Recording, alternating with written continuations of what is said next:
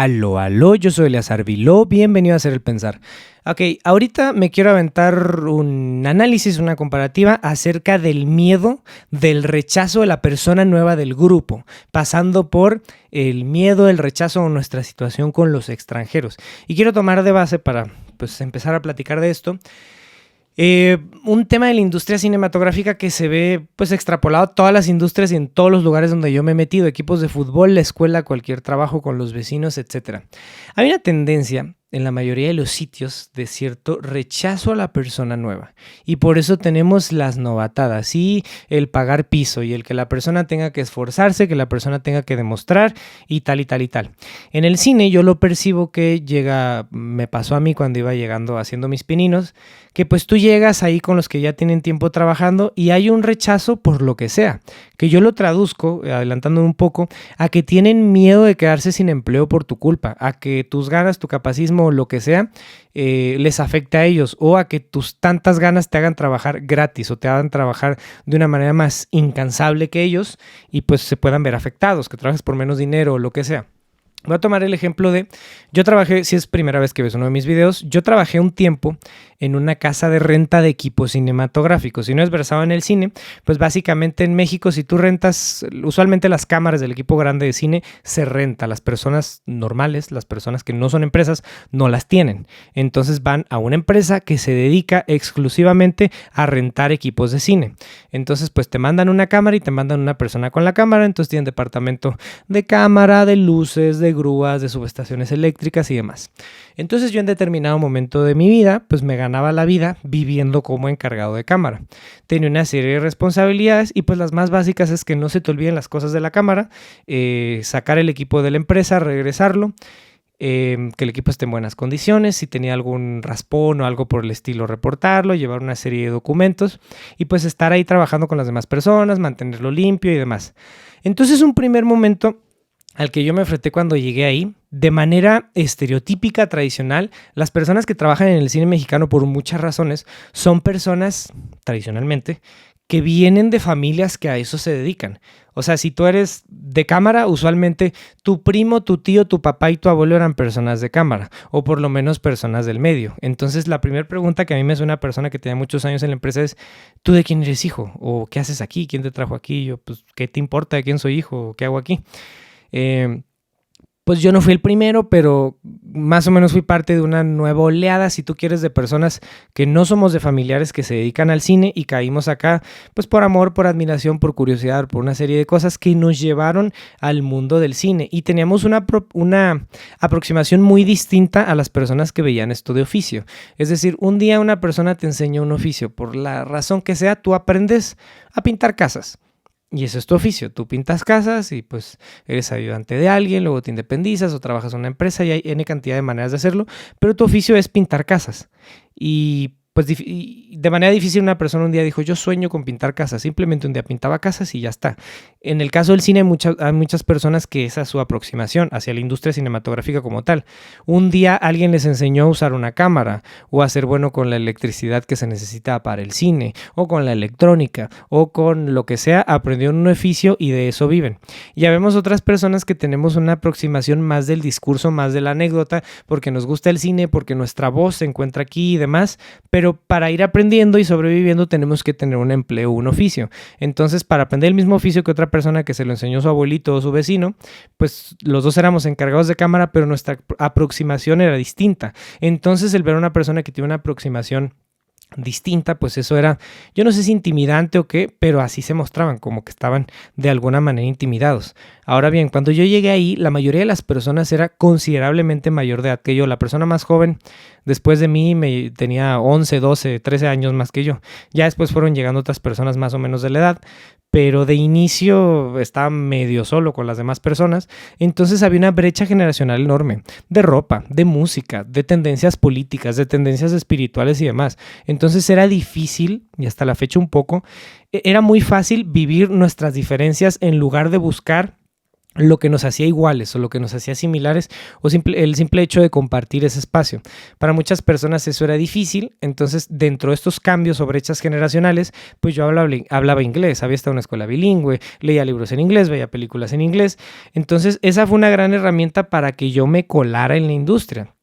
Tenía ganas, tenía conocimiento y demás, pero pues de repente yo de manera simple iba de traductor de estos cuates, o sea, iba ahí de pues un puesto, si tú quieres, inventado o ganándome un sueldo que no me merecía, o me lo ganaba haciendo otra cosa, que era básicamente traduciendo lo que decían a las personas que eran muy colmilludas y muy buenos en lo que estaban haciendo. Esa fue una manera de irme metiendo y pues me topaba con mucho rechazo, porque era más joven, que porque tenía los ojos verdes, que porque seguro yo era de lana y estaba castigado ahí cargando fierros con ellos y yo así de, güey, o sea, si yo no trabajo aquí igual que ustedes, no como, no pago la renta, me quedo sin nada. O sea, yo necesito este empleo tanto, quizá más que tú, porque yo no tengo un patrimonio construido, tú ya eres dueño de un carro, de una casa, tienes alguna inversión, un ahorro, y yo así de, güey, yo estoy viviendo al día con este trabajo que estoy teniendo. De pronto es hasta más importante para mí que para ti ganarme ese dinero. Pero pues era una cosa que se vivía ahí, que no sé si algunos en broma, algunos en serio, pues no me creían, pensaban que yo venía de una familia millonaria y lo que le sigue. Entonces había un montón de cosas que nos hacían diferentes y al yo tener muchas ganas, por ejemplo, a la hora de limpiar el equipo, yo me tardaba 3 horas o 4 o las que fuesen y los otros en 15, 20, 30 minutos ya habían acabado. Entonces sí hubo personas que me decían, oye, no limpies tanto. Personas que tenían el mismo puesto, más experiencia que yo, y yo, ¿por qué no? Porque nos opacas, porque nos haces ver mal. Si tú limpias así, nos van a hacer limpiar así a todos. Y pues a mí se me hace una manera muy mediocre de ver la vida, de entregar una cámara medio sucia a la casa de renta, y pues ellos usaban otras licencias que ya estaban más viejos, que ya tenían familia, que estaban más experimentados, que de todas maneras una cámara medio sucia no pasa nada, pero a mí me daba, pues no sé si un toque o qué, de pues, no puedo regresar a una cámara sucia. Alguien más la ensució, yo la saqué sucia de la casa de renta, probablemente, es lo más seguro. Pero pues no, yo quería que fuera con todos los tornillos, que fuera reluciente, que no faltara nada. Y había una serie de cosas en los procesos que como yo tenía mucha pasión, mucha hambre, mucha desesperación, pues por aprender, por ser alguien, por ganarme un lugar, por ganar dinero y muchas cosas, pues esta desesperación me llevaba a ser capaz de no dormir y a hacer otro tema que hablaremos muy pronto, el tema de los héroes, de cuando nos queremos convertir en un héroe, pero pues de alguna manera yo me quería convertir en un héroe y pues no me daba miedo estar desnutrido, estar con ojeras o lo que fuese. Pues estaba todavía más joven de lo que estoy ahorita y tenía todo el ímpetu por ir, perdón, por irme ganando un lugar en la industria cinematográfica, lo cual estaba muy encontrado con lo que las otras personas estaban viviendo. Entonces había un rechazo al nuevo, a la persona y etcétera, etcétera. Este tema, de hecho, lo traigo a colación porque justamente el día de hoy tengo un nuevo trainee de cámara que va a estar trabajando conmigo unos días.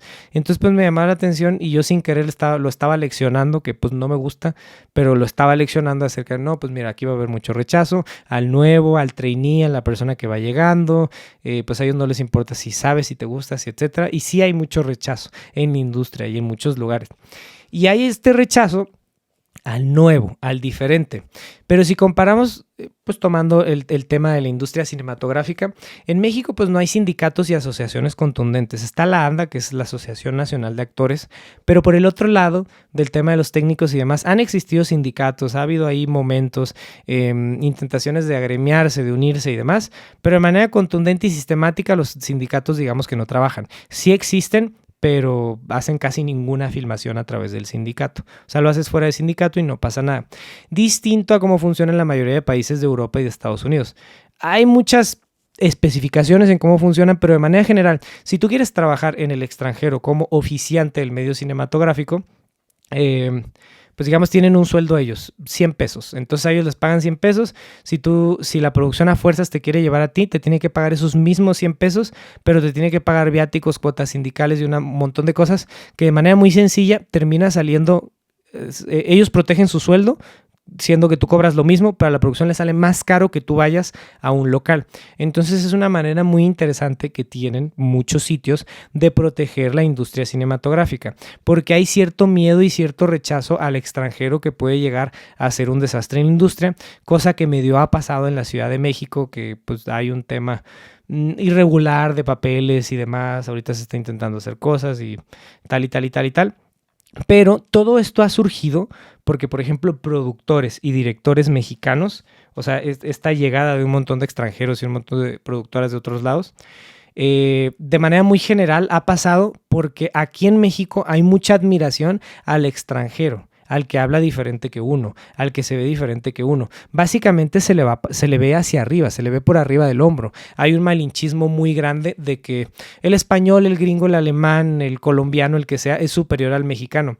Y eso tiene que ver, sobre todo en el centro del país, que es una zona. México es un país que fue conquistado, entonces se acostumbró a que los ganadores eran los españoles peninsulares, que los españoles peninsulares eran los que ganaban. Entonces, si tú querías estar bien en esa época, pues había un sistema de castas. Estaban los españoles peninsulares, estaban los criollos, un montón de castas. Entonces, para estar bien, pues el criollo había nacido acá y tal y tal y tal, entonces estaba muy cerca del español peninsular, se seguía considerando español, pero las demás castas, los que eran más bajos en el organigrama social, pues al estar bien, al tener puestos de confianza con los criollos o con los españoles peninsulares, eran personas que les iba mejor que el resto, entonces podían sobresalir de pérdida de su cuadra. Entonces, el estar bien con el extranjero de manera histórica en México te hace sentir mejor y te hace sentir superior que tu vecino de enfrente que no se lleva con los españoles peninsulares o con los holandeses que estamos trabajando o con el director quién sabe de dónde con el que estamos haciendo la película. Entonces está esta tendencia muy grande de un país conquistado a mirar hacia arriba al extranjero. Cosa un poco distinta en el norte, que de manera un poco más moderna, pues fue donde se empezó la revolución, y hay una serie de movimientos que, aunque a mí no me tocó la revolución, soy de un estado donde eso surgió, entonces eso apremia en mis bisabuelos, en mis abuelos, en mis padres y demás. Entonces esa actitud de no mirar para arriba, al extranjero, al poderoso, al etcétera, pues no sé, como que tendemos a ser más desafiantes las personas del Pacífico, y tiene que ver bastante con eso. Y el clima agreste y demás, pero que ese sería otro tema, el tema del clima. Y quiero mencionar a la comunidad judía en México, y la comunidad judía pues de pronto a nivel mundial, pero en el caso de México, en los momentos en los que los judíos llegaron, pues fueron momentos de pogroms, fueron momentos de persecuciones de Europa, fueron momentos, pues justamente eran perseguidos, se buscaba casi que el exterminio. No voy a mencionar pues los holocaustos y los sitios donde pasó, pero pasó en varios momentos, no nada más en la Segunda Guerra Mundial. Pasó en varios momentos, vivían en guetos, se les perseguía, se les quería exterminar, y ha pasado en varios momentos de la historia. Entonces hay dos grandes migraciones que yo identifico de judíos hacia México, y otras en el Inter, hay una ahí por ahí mediana, pero para no hacerme bolas, pues los judíos han llegado a México porque han sido perseguidos en otros sitios. Y si tú tienes amigos judíos y si has convivido con ellos, pues no me dejarás mentir. Y lo digo con todo respeto a la comunidad judía, o sea, tengo bastante admiración por muchas cosas que han hecho, porque justamente hay una onda de apoyarse entre ellos. Eso es innegable, es histórico, tiene que ver con sus mitzvot, y está en ellos, está en la manera que funciona. O sea, si necesitan un contador, van a preferir 1000 veces un contador judío que un contador que no es judío. Y tienen una serie de, pues casi que de programas y de tendencias sociales a apoyarse entre ellos, y hay un rechazo al extranjero, un rechazo intrínseco. Los judíos que son de mi edad, pues tienen ese rechazo a los que no somos judíos, pero ya no saben ni por qué. O sea, de manera histórica saben que fueron perseguidos y que a su bisabuelo le pasó tal y que a su abuelo tal y demás. Sí lo saben, tienen contexto de historia y demás, se les cuentan las historias, pero ellos no han vivido, no de manera general y abierta, porque sí hay una discriminación al judío, pero no han vivido la persecución que los trajo a México y que hizo que el extranjero fuese el enemigo, porque de manera muy lineal, justo para el judío, el extranjero era el enemigo, era la persona que los persiguió, que los hizo perder familiares, que los estaba humillando en el nuevo sitio, la persona que les imponía un idioma y unas costumbres distintas a las que ellos tenían. E históricamente, y en México y en España, en muchos lugares, han tenido que vivir su religión un poco entre las sombras, porque no se les ha permitido en varios momentos de la historia vivirlo de manera abierta. Entonces hay estos polos en México, pues un país tan grande, donde al extranjero, al de afuera, se le vive o se le percibe de una manera muy distinta. Lo puedo ver, en el mejor de los casos, como igual, o lo puedo ver hacia arriba como un conquistado, o lo puedo ver en el extremo como el enemigo, la persona que está buscando exterminarme, como en la comunidad judía. Eso no es absolutista, insisto, no quiero ofenderlos. Entonces, Todas estas maneras de vivir al extranjero, de vivir al nuevo, pues justamente van al nuevo grupo de la escuela y al nuevo grupo de fútbol. Y el cómo no queremos una persona distinta, porque nosotros ya teníamos nuestros códigos, nuestra manera de ser, nuestras curas locales, nuestros chistes y demás. Y una persona nueva, pues si no se mete rápido en eso, pasará a ser molestada, pasará a ser bulleada. Y ese miedo al extranjero, pues muchas veces es un miedo propio y sobre todo, y lo que yo siento que he vivido y que percibo de los demás, es un miedo a que nos quiten el trabajo y a que nos quiten a la novia y a que nos quiten, que queden mejor con aquel o con el vecino o lo que sea. Hay un miedo enorme a la capacidad del otro. Si enfocáramos la mitad de energía que tenemos en ser más capaces que preocuparnos por la capacidad del otro, pues otro tema sería. O sea, a mí no me molesta que me ganen un proyecto si todos cobramos lo mismo, por ejemplo. Donde me jode bastante es si yo cobro 10 pesos, que me lo ganen, que se lo den a otro porque cobró 7. Yo insistiría en que todos cobráramos, por ejemplo, igual, 10 pesos, y que elijan al más capaz o al más chistoso o al más lo que sea. Y ya de ahí no hacemos una guerra de precios, que es algo que pues no ha convenido en absoluto, ni al cine ni a ninguna industria que viene, que una economía más pequeña se mete. Entonces este vivir del nuevo, del trainee, del becario, del extranjero, del conquistador y etcétera, etcétera, pues es un vivir que habla pues mucho de nosotros. O sea, de cómo yo trato al nuevo, al extranjero, habla más de mí que de la persona nueva. O sea, yo puedo alegar su capacidad de entregarse, de integrarse, de lo que sea, cuando en realidad soy una persona pues medianamente no muy agradable y que le gusta vivir las novatadas. Y las novatadas por lo general vienen de traumas propios. El maltratar al otro nada más porque sí, porque cuando tú estuviste en su lugar, a ti te maltrataban, pues habla de mucha necesidad de autoexploración, de terapia, de expansión de conciencia. Entonces pues quería justamente traer este tema que pues no sé, yo creo que nunca lo he hablado de manera abierta con nadie. O sea, simplemente existe esta onda del miedo al nuevo, al extranjero, al no sé quién, y la vivimos y la asumimos como si no pasara nada. O sea, no digo que nunca nadie haya hablado de esto, pero me parece un tema que no está en el cotidiano, que justo es el propósito de hacer el pensar y este espacio, hacernos preguntas y traer cosas que no están tan en el cotidiano, que no son las cosas que se hacen trending topic, las que nos enseñaron en la escuela o de las que hablamos con nuestros padres. Entonces yo invito a esta reflexión de, pues, ¿qué estamos haciendo con el extranjero? Porque y con el de fuera de grupo, porque, insisto, eso habla más de nosotros que de ellos. Muchas gracias por estar en este espacio de Hacer el Pensar. Yo fui Eleazar Viló, Eleazar con Z, Viló con B labial. Me encuentras en todas las redes sociales con ese nombre. Muchas gracias por estar aquí y nos vemos la próxima semana en este espacio Hacer el Pensar. Chao, chao.